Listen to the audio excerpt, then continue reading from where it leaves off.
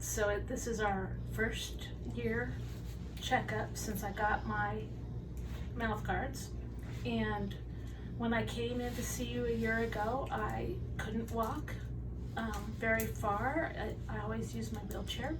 I was still having full body dystonic spasms. Sometimes they could last up to 2 hours at a time.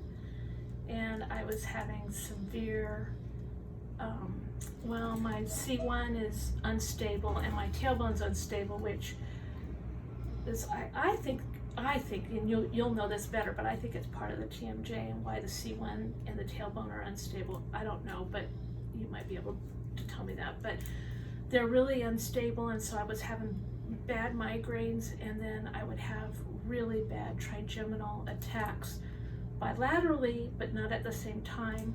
The left trigeminal nerve is worse, but not very often. The right is a lot and not quite as painful. But anyway, since I've been wearing this for a year, I don't think I used my wheelchair at all until the beginning of September of this year. So almost a whole year without having to use my wheelchair. I was able to walk around my neighborhood. I was able to walk normal, not my legs coming in, nothing. The only type of spasms I would get, and it was only on a rare occasion, was in my hands and in my feet.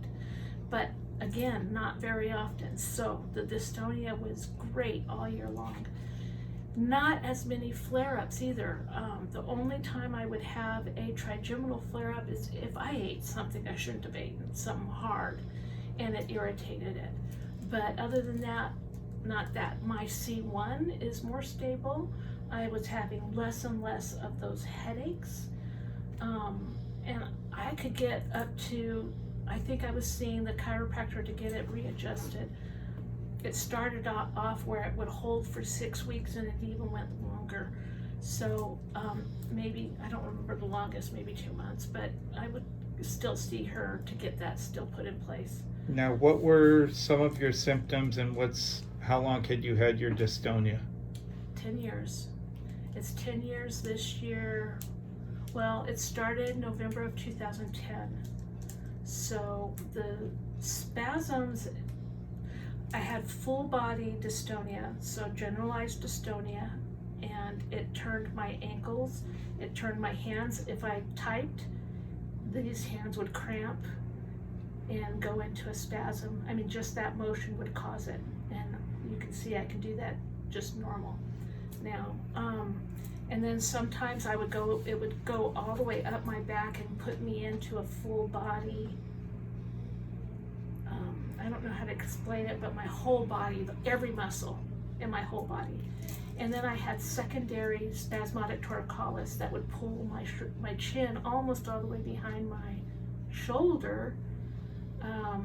It would pull it really far to this side, to the left. And I haven't had that either. None of And that. what were some of the treatments that you went through over the past 10 years? Oh my gosh. Okay, so I've been on every single medication. And then once I got off the medication, I started doing better.